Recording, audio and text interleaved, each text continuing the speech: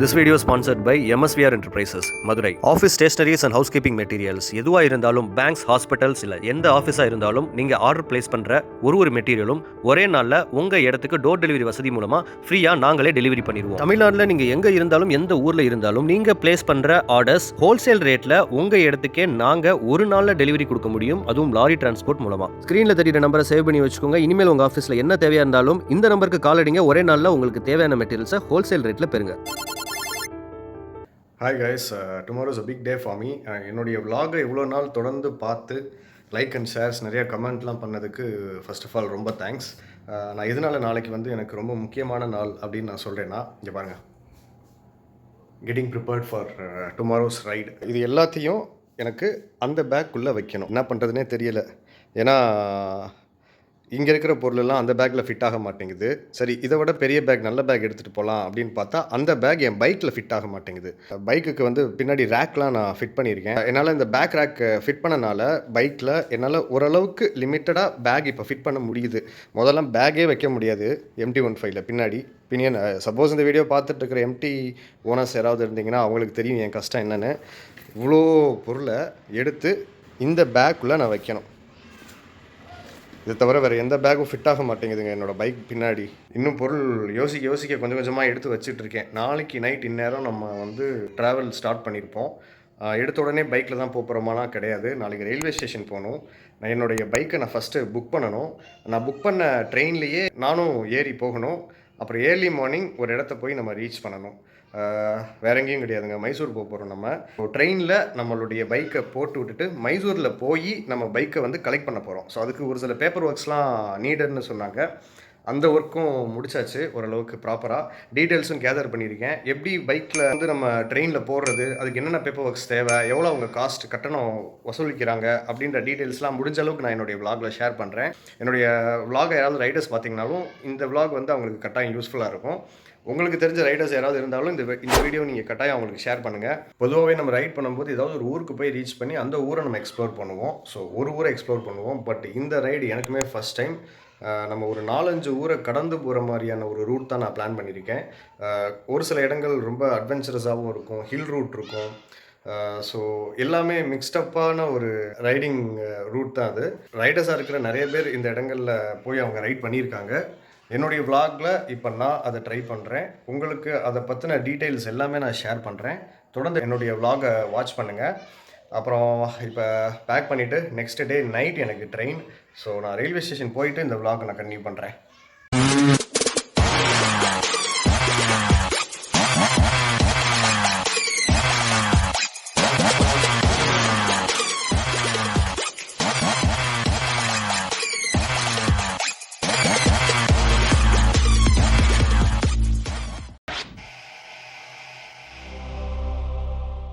மதுரையில் உள்ள railway station parcel ஆஃபீஸில் நான் இப்போ இங்கே இருக்கேன். உங்களை மாதிரி தான் எனக்கும் கொஞ்சம் பயமாக தான் இருக்குது. ஏன்னா வண்டியை நம்ம இங்கே தான் புக் பண்ண போகிறோம். புக் பண்ணதுக்கப்புறம் இப்படி இந்த சைடு ட்ராக்கில் எடுத்து வச்சுருவாங்க, அதாவது செகண்ட் என்ட்ரன்ஸில். வாங்க, நான் அடுத்தடுத்து என்னென்ன ப்ரொசீஜர்னு சொல்கிறேன். பார்சல் ஆஃபீஸ்க்குள்ளே வந்ததுமே இந்த மாதிரி ஒரு ஆஃபீஸ் இருக்கும். இந்த ரைட் சைடில் நீங்கள் பார்க்குறீங்க இல்லையா, அந்த மாதிரி ஒரு ஆஃபீஸ் இருக்கும். அங்கே போய் ஃபஸ்ட்டு நீங்கள் இன்ஃபார்ம் பண்ணிடுங்க. இந்த மாதிரி என்னுடைய 2 வீலரை நான் புக் பண்ணணும், என்ன டைமுக்கு புக் பண்ணணும் அப்படின்ற டீட்டெயில்ஸ்லாம் அவங்களுக்கு சொல்லுங்கள். அவங்களே உங்களை கைட் பண்ணுவாங்க. ரெண்டாவது அவங்க ஒரு ஃபார்ம் கொடுப்பாங்க. அதை நான் அடுத்தடுத்து இந்த வீடியோவில் காமிக்கிறேன். அது எப்படி ஃபில் பண்ணுன்றதையும் நான் சொல்லித்தரேன். உங்கள் வண்டியை புக் பண்ணதுக்கப்புறம் இவங்க வைக்கக்கூடிய மொதல் கண்டிஷன், உங்கள் வண்டியில் ஒரு சொட்டு கூட பெட்ரோல் இருக்கக்கூடாது. ரெண்டாவது உங்கள் வண்டியை கொண்டு போய் உங்கள் சேஃபாக இறக்குறதுக்கு ப்ராப்பராக பேக் பண்ணியிருக்கணும் உங்கள் வெஹிக்கிளை. ஸோ அந்த கவலையை நீங்கள் விடுங்க. அதை பண்ணுறதுக்குனே தனியாக ஒரு ஆள் வெளியே இருப்பாங்க. ஸோ அவங்ககிட்ட நீங்கள் பே பண்ணிங்கன்னா இந்த 2 வேலையுமே அவங்க க்ளீனாக ரயில்வே ஸ்டேஷன் பார்சல் ஆஃபீஸில் என்ன நாம்ஸோ அது பிரகாரம் இவங்க பேக் பண்ணியும் கொடுத்துருவாங்க. பட் அவங்க பேக் பண்ணும்போது உங்கள் வண்டியை கூட இருந்து பார்த்துக்கோங்க. எங்கெங்கே அதிகமாக அட்டை வைக்கணும், அட்டை வச்சு பேக் பண்ணணுன்றதுலாம் அவங்களுக்கு நீங்கள் சொன்னால் அவங்க செஞ்சு கொடுத்துருவாங்க. அப்புறம் அந்த சைட் மிரர்ஸ்லாம் கழட்டிருங்க, அது சேஃப்டி கிடையாது. இண்டிகேட்டர்லாம் கொஞ்சம் ப்ராப்பராக கவர் பண்ண சொல்லுங்கள், இல்லைன்னா இண்டிகேட்டர் உடையிறதுக்கு வாய்ப்பு இருக்குது. அப்புறம் மெட்டல் டேங்காக இருந்தால் மெயினாக மெட்டல் டேங்கையும் ப்ராப்பராக கவர் பண்ணிவிடுங்க. ஏன்னா சின்ன டென்ட் இருந்தால் கூட நம்ம மனசு தாங்காதுங்க. டக்குன்னு விஷயத்துக்கு வந்துடுவோம். இதுதாங்க நம்ம ஃபில் பண்ண வேண்டிய ஃபார்ம். இதை பார்த்ததும் ஐயோ இவ்வளோ நம்ம ஃபில் பண்ணணுமான்னு தோணும். பட் ரொம்ப ஈஸி தான். நான் ஒரு விஷயமா சொல்லித்தரேன் உங்களுக்கு. இப்பயும் போல் ஃபார்மில் டேட் போட்டு ஆரம்பிங்க. அப்புறம் ஃபஸ்ட்டு காலம், இந்த ஃபஸ்ட்டு காலமில் என்ன இருக்கும் அப்படின்னா பை ஹூம் கன்சைன்டுன்னு இருக்கும். செகண்ட் காலமில் டு ஹூம் கன்சர்ன்டுன்னு இருக்கும். அதாவது யார் அனுப்ப போகிறா அவங்களுடைய பேர், அட்ரஸ், உங்களுடைய ஆதார், அவங்களுடைய ஃபோன் நம்பர் இருக்கணும். செகண்ட் காலமில் டு ஹூம் கன்சர்ன், அந்த இடத்துல யார் ரிசீவ் பண்ண போகிறாரோ அவங்களுடைய பேர், address, phone number, Aadhaar details இருக்கணும். 2 பேருடைய ஆதார் காப்பியும் நம்ம இந்த ஃபார்மோட அட்டாச் கட்டாயம் பண்ணியிருக்கணும். இப்போ அனுப்ப போகிறதும் நீங்கள் தான், வாங்க போகிறதும் நீங்கள் தான் அப்படின்னா ஒன்றும் பிரச்சனை இல்லை. 2 காலம்லேயும் உங்களுடைய டீட்டெயில்ஸே நீங்கள் ஃபில் பண்ணிக்கலாம். பட் வேறு யாராவது உங்களுடைய வெஹிக்கிளை ரிசீவ் பண்ண போகிறாங்க அப்படின்னா அவங்களுடைய ஆதார் காப்பியை நீங்கள் கட்டாயம் இந்த ஃபார்மோட அட்டாச் பண்ணியிருக்கணும். இந்த தேர்ட் காலமில் ஸ்டேஷன் 2ன்னு போட்டிருக்கோம். அது என்னன்னா, நீங்கள் எந்த ஸ்டேஷனுக்கு உங்கள் பைக்கை அனுப்பணும்னு நினைக்கிறீங்களோ, எந்த ஊரில் உள்ள ஸ்டேஷனுக்கு. இதில் நீங்கள் நோட் பண்ண வேண்டியது முக்கியமான விஷயம் என்ன அப்படின்னா, எந்த ஊர் அப்படின்னு நீங்கள் மென்ஷன் பண்ணிவிட்டு அங்கே உள்ள அந்த ஸ்டேஷன் நேமையும் நீங்கள் கட்டாயம் மென்ஷன் பண்ணிடுங்க. இப்போ சப்போஸ் நீங்கள் சென்னைக்கு அனுப்புகிறீங்க, இல்லை நீங்கள் பெங்களூருக்கு அனுப்புகிறீங்க அப்படின்னா அங்கெல்லாம் 2-3 ரயில்வே ஸ்டேஷன்ஸ் இருக்கும். ஸோ நீங்கள் சென்னைக்கு போய் அனுப்பணும். ஆனால் சென்னையில் உள்ள எக்மோர் ஸ்டேஷனா இல்லை தாம்பரம் ஸ்டேஷனா, அது மாதிரி பெங்களூரில் 4 ஸ்டேஷன் இருக்குது. அதில் எந்த ஸ்டேஷன் அப்படின்றது தெரிஞ்சுட்டு அந்த ஸ்டேஷனுடைய பேரை குறிப்பிட்டுருங்க. அப்போ தான் கரெக்டாக அந்த ஸ்டேஷனில் போய் உங்கள் வெஹிக்கிளை அன்லோட் பண்ண முடியும். அந்த ஸ்டேஷனில் போய் உங்கள் பைக் அப்போ தான் சேஃபாக எடுக்க முடியும். 4th காலமில் நம்பர் ஆஃப் ஆர்டிகல்ஸ் அப்படின்னு கேட்டிருக்காங்க. அதாவது நீங்கள் எத்தனை பார்சல் போட போகிறீங்களோ அந்த நம்பரை நீங்கள் குறிப்பிட்டுருங்க. இப்போ நீங்கள் பைக் போட போகிறீங்கன்னா ஒரே ஒரு பார்சல் தான், ஸோ 1ன்னு குறிப்பிட்டுருங்க. 5th காலமில் நீங்கள் போடக்கூடிய பார்சலுடைய டீட்டெயில்ஸை நீங்கள் கொடுக்கணும் கட்டாயம். ஸோ நீங்கள் இப்போ பைக் போடுறீங்க அப்படின்னா அதோடைய டீட்டெயில்ஸ் எப்படி கொடுக்கலாம் அப்படின்னா, அது யூஸ்டு பைக்கா இல்லை புது வண்டியா, சேல்ஸுக்காக அனுப்புறீங்களா இல்லை நீங்கள் போய் எடுக்கிறதுக்காக அனுப்புறீங்களா, அந்த வண்டியுடைய வேல்யூ எவ்வளோ தேரும், வண்டியுடைய நம்பர் என்ன, பார்சல் போகிறதுக்கு முன்னாடி பெட்ரோல் எல்லாமே எடுத்தாச்சுல அப்படின்ற விவரத்தை முதற்கொண்டு நீங்கள் அதில் குறிப்பிடணும். உதாரணத்துக்கு நான் காமிக்கிற மாதிரியான டீட்டெயில்ஸை நீங்கள் கட்டாயம் குறிப்பிடலாம். ஸோ அதை பார்த்து யூஸ் பண்ணிக்கோங்க, உங்களுக்கு ஹெல்ப்ஃபுல்லாக இருக்கும். அதுக்குன்னு இதில் இருக்கிற நம்பர் அப்படியே போட்டுறாதீங்க, உங்கள் வண்டி நம்பரை போடுங்க. Nice joke uncle. இல்ல இது ஜோக் இல்ல. நெக்ஸ்ட்டு உங்கள் வண்டியுடைய இன்ஜின் நம்பர், அப்புறம் சேசஸ் நம்பர், இது உங்கள் ஆர்சி புக்லேயே கொடுத்துருப்பாங்க. அதை பார்த்து நீங்கள் இந்த இடத்துல ஃபில் பண்ணிக்க வேண்டியது தான். நெக்ஸ்ட்டு அடுத்து 2 விஷயம் இருக்குது. இப்போ நீங்கள் போகிற ட்ரெயின்லேயே உங்கள் வண்டியை புக் பண்ணணும்னு நினச்சிங்க பார்சலில் அப்படின்னா நீங்கள் பிஎன்ஆர் நம்பரை கட்டாயம், அதாவது நீங்கள் புக் பண்ணியிருக்கிற டிக்கெட்டில் பிஎன்ஆர் நம்பர்னு இருக்கும், அதை இந்த இடத்துல நீங்கள் கட்டாயம் மென்ஷன் பண்ணியிருக்கணும். அப்போ தான் நீங்கள் போகிற ட்ரெயின்லேயே இந்த பைக் வரும். இல்லை நான் பார்சல் மட்டும் தான் போட போகிறேன், அங்கே போய் நான் 2 நாள் கழிச்சு கூட எடுத்துக்குவேன், இல்லை வேறு யாராவது வந்து கூட எடுத்துக்குவாங்க அப்படின்னு நீங்கள் நினச்சிங்கன்னா உங்கள் பிஎன்ஆர் நம்பரை இங்கே நீங்கள் மென்ஷன் பண்ண தேவையில்லை. அது எந்த கோச்லனாலும் போய் சேர்ந்துடும். நீங்கள் சேஃபாக அங்கே போய் கலெக்ட் பண்ணிக்கலாம் பொறுமையாக. அவ்வளோதாங்க. இப்போ இந்த ஃபார்மில் நீங்கள் கையெழுத்து போட்டு கொடுக்க வேண்டியது தான். அதுக்கப்புறம் இன்ஸ்பெக்ஷனுக்காக உங்கள் வண்டியை பார்க்குறதுக்காக வருவாங்க ஆஃபீஸர்ஸ். அவங்ககிட்ட உங்கள் வெஹிக்கிளை காமிச்சிட்டு ப்ராப்பராக பேக் பண்ணியிருக்கீங்களா, பெட்ரோல்லாம் எடுத்துட்டிங்களான்னு அவங்க ஒரு செக் பண்ணிவிட்டு பணத்தை கட்ட வேண்டியது தான் கடைசி வேலை. கடைசியாக அடுத்த கட்டம் நம்ம பேக்கிங் அண்ட் புக்கிங், இந்த 2 சார்ஜஸை பற்றி பார்ப்போம். பேக்கிங்கை பொறுத்தவரையும் மொத்தமாக பேக் பண்ணுறதுக்கும் சரி, பெட்ரோல் எடுக்கிறதுக்கும் சரி, ஸ்கூட்டருக்கு இவங்க 600 சார்ஜ் பண்ணுறாங்க, பைக்குக்கு இவங்க 800 சார்ஜ் பண்ணுறாங்க. இப்போ நான் நம்ம வண்டியை மதுரை ரயில்வே ஸ்டேஷன்லேருந்து மைசூர் ரயில்வே ஸ்டேஷனுக்கு புக் பண்ணியிருக்கேன். ஸோ அதுக்கு எனக்கு 1000 ரூபா சார்ஜ் ஆயிருக்கு. ஏன்னா நான் என்னுடைய வெஹிக்கிளுடைய வேல்யூவை 30,000 போட்டிருக்கேன். ஸ்கூட்டருக்கு இதுக்கு கம்மியாக வரக்கூட வாய்ப்பு இருக்குது. அதுக்காக உங்கள் பைக்குடைய வேல்யூவை இன்னும் கம்மியாக கொடுத்தா உங்கள் புக்கிங் சார்ஜஸ் இன்னும் கொஞ்சம் கம்மியாகுமான்னு கேட்காதீங்க.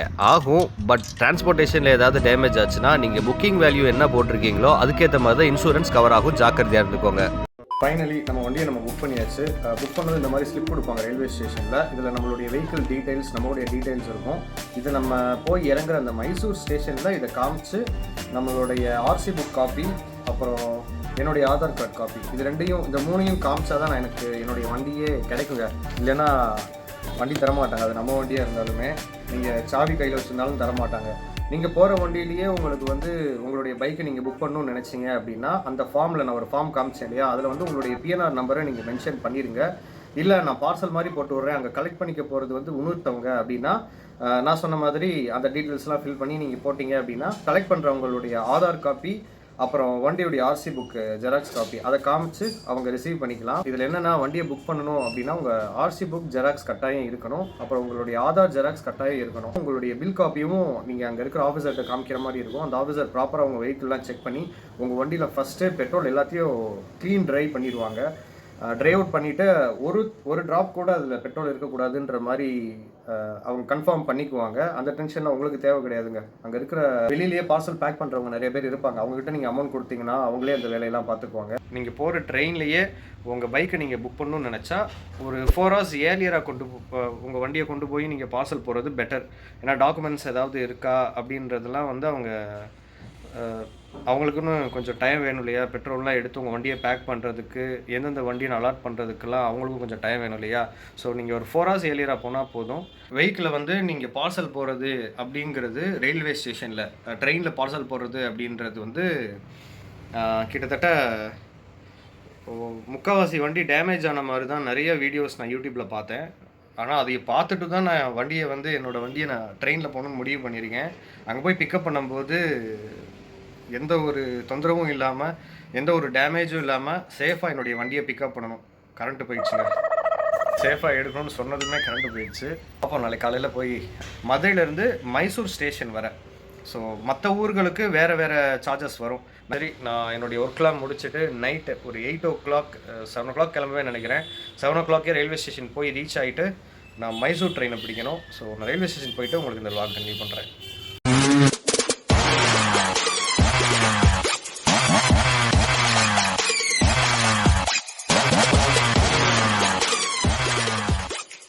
என்னுடைய இந்த வீடியோ நீங்கள் ரயில்வே ஸ்டேஷனில் உங்கள் பைக் பார்சல் எப்படி போகிறதுன்றதுக்கு ரொம்ப யூஸ்ஃபுல்லாக இருக்கும்னு நான் நம்புகிறேன்.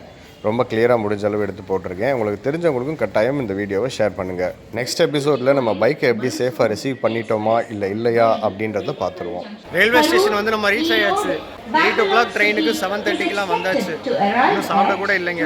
இந்த கோச்சில் ஏறணும் எதுவும் தெரியல. டிக்கெட்டை இப்போ தான் அவசரமாக பார்த்துட்டு இருக்கேன். ட்ரெயின் வந்ததும் அப்படியே உள்ளே ஏறிடணும். Mysore express via Dindigul junction, Karur, Erode, Salem, Hosur. நம்ம ஒரு 1/2 hour ஏர்லியராக தான் வந்திருக்கோம் ரயில்வே ஸ்டேஷனுக்கு. Platform number